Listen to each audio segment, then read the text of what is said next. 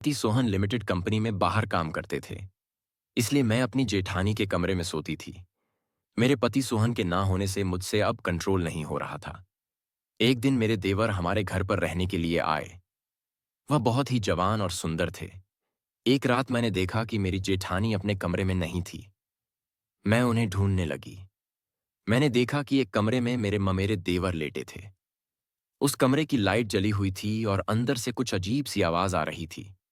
जब मैंने गेट के छेद से झांक कर देखा तो मेरे होश उड़ गए, क्योंकि वह और मेरी जेठानी उन लोगों को साथ में देखकर मुझसे भी कंट्रोल नहीं हुआ और मैं भी दरवाजा खोलकर अंदर चली गई।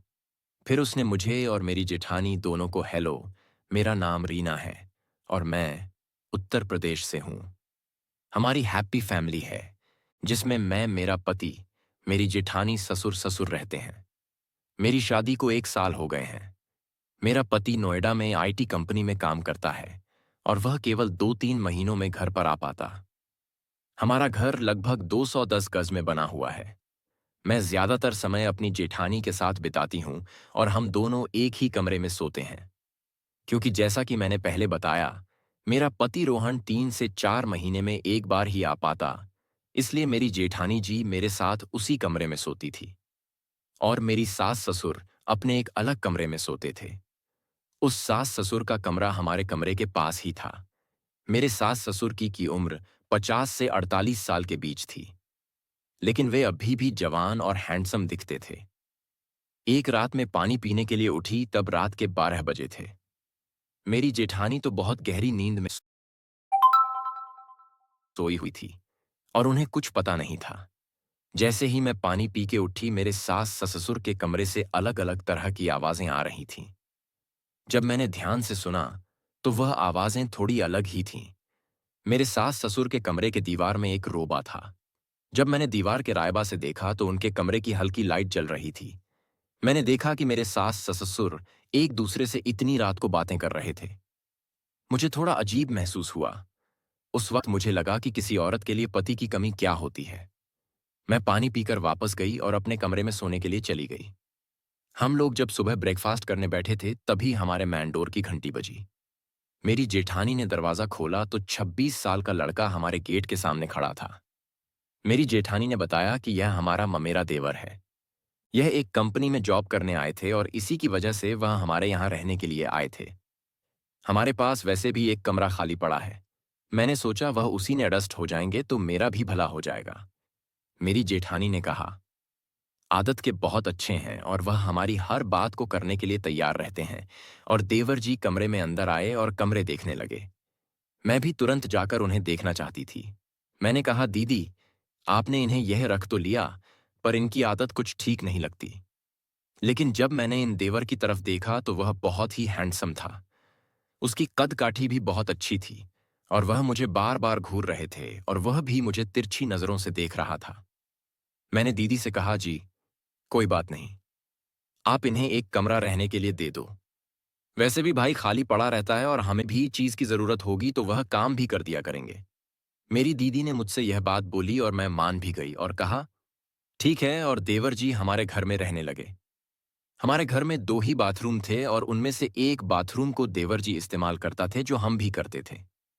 एक दिन देवर जी का गैस सिलेंडर खत्म हो गया। वह हमारी मेरी जेठानी के पास आए और कहने लगे, भाभी जी। मेरी जेठानी जी ने कहा, क्या बात है, बोलिए। वह बोले, मेरा गैस सिलेंडर खत्म हो गया है। क्या मैं आपके किचन में आकर रोगियों बना सकता हूं? तो मेरी जेठानी जी ने कहा, कोई बात नहीं, आज के दिन तुम हमारे यहाँ नीचे आकर खाना खा लो। हम तुम्हारे लिए खाना बना देंगे। रीना तुम्हारे कमरे में रोटी पहुंचा देगी। तो देवर जी ने बोला, ठीक है, जैसे आप कहें। फिर वो अपने कमरे में चले गए। मेरी जेठानी जी ने कहा, रीना, देवर जी के लिए खाना बना दो और थोड़ा जल्दी पहुंचा देना। मैंने कहा, दीदी ठीक है। जेठानी जी ने जल्दी जल्दी खाना बनाया और मैंने खाना टिफिन में रखा। फिर मैं उन्हें देने के देने चल पड़ी। मैंने देवर जी कमरे का दरवाजा खटखटाया तो उन्होंने दरवाजा खोला और बोले, हाँ हाँ, आइए। भाभी जी, मैं अंदर गई और कहा, आपको खाना लेकर आई हूं। तो उन्होंने कहा, कोई बात नहीं, आप मेज पर रख दीजिए। मैंने मेज पर खाना रख दिया। फिर देवर जी बोले, भाभी जी बैठ जाइए। मैंने कहा, नहीं, मुझे घर जाकर और भी काम करना है। उन्होंने कहा, कोई बात नहीं, कुछ टाइम तो मेरे पास बैठ जाइए। मैं 2 मिनट उसके पास बैठ गई। वह मोबाइल पर कोई फिल्म देख रहे थे और वह एक हॉलीवुड फिल्म थी। जब मैं मेरे देख रही थी तो देखते देखते फिल्म में रोमांटिक सीन आ गया। वह सीन ऐसा था कि मैंने अपनी नजरें हटा लीं। वह कहने लगे, पता नहीं फिल्म वाले कैसे कैसे सीन दिखा देते हैं। मैंने कुछ नहीं कहा। फिर मैंने कहा, ठीक है, अब मैं चलती हूं। उन्होंने कहा, भाभी जी पूरी फिल्म देख कर जाइए। मैंने कहा, नहीं नहीं, और अपने रूम में चली गई। रात में मैं देवर जी के बारे में सोचती रही कि वह कितने ताकतवर थे। जब मैं उन्हें खाना देने गई थी, तभी मैंने तय कर लिया था कि अब मैं उसे ही अपने सिर का ताज बनाऊंगी। मुझे नींद नहीं आ रही थी। मैं उठी और फिर पानी पीने गई और मैं पानी पी के जब आई तो मेरे सास ससुर के कमरे से फिर आवाजें आ रही थीं। आज आवाजें कुछ अलग थीं। फिर मैं तुरंत चली गई तो मैंने देखा मयंक देवर जी के कमरे की लाइट जल रही थी। मैंने सोचा रात के 12 बजे देवर जी के कमरे की लाइट क्यों जल रही है। मैंने सोचा चलो जाकर देखती हूं।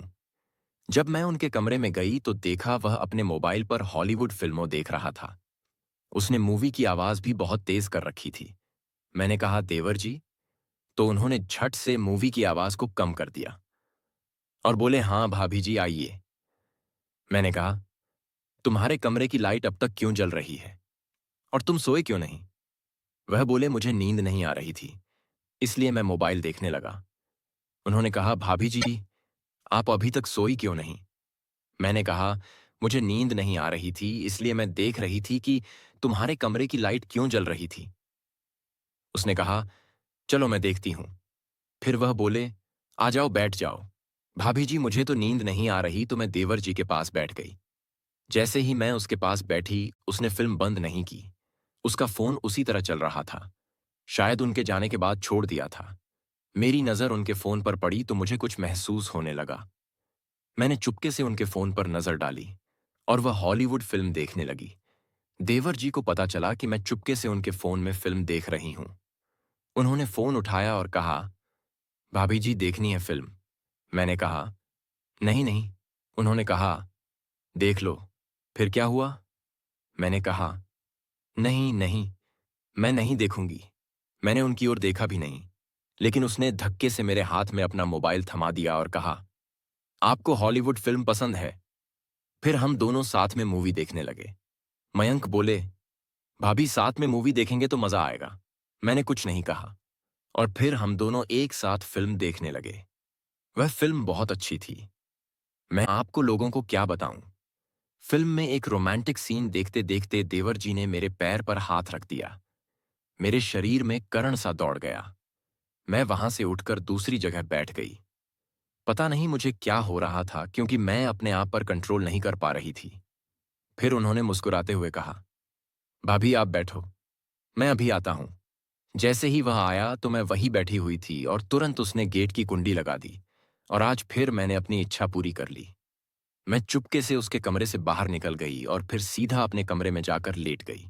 फिर मुझे बहुत ही ज्यादा गहरी नींद गई। तभी मुझे मयंक देवर जी का फोन आया कि आप फ्री हो तो कल शॉपिंग करने चलेंगे। मैंने भी बहुत दिनों से शॉपिंग नहीं की थी, इसलिए हाँ कर दिया। फिर हम लोगों ने बहुत सारी शॉपिंग और हम दोनों घर वापस आ गए। रात का खाना खाकर सो गई। एक रात में टहलने के उठी क्योंकि गर्मी बहुत ज्यादा हो रही थी। जब मैं अपनी जेठानी के रूम में गई, जब मैंने उठकर देखा तो वहां पर नहीं थी। मैंने सोचा वो कहीं गई होगी या गर्मी की वजह से छत पर टहलने चली गई होंगी। मैं छत पर गई, लेकिन वह भी नहीं थी। मुझे लगा क्या वह मयंक के पास तो नहीं चली गई। जब मैंने देखा तो वह मयंक देवर जी के कमरे में बैठी हुई थी तो मैंने और तुरंत अपने कमरे में आ गई। मैं सोने का नाटक करने लगी। जब जेठानी जी कमरे में आए तो मैंने उससे पूछा, तुम कहाँ गई थी? वह बोली, मैं फ्रेश होने गई थी। मैंने कहा, मैंने तुम्हें मयंक देवर जी के रूम में देखा था। वह बोली, तुम भी मयंक से बात करती हो तो मैं तो कुछ नहीं कहती। तो दोस्तों यह थी आज की कहानी। अगर कहानी अच्छी लगी हो तो लाइक करके चैनल को सब्सक्राइब जरूर करें।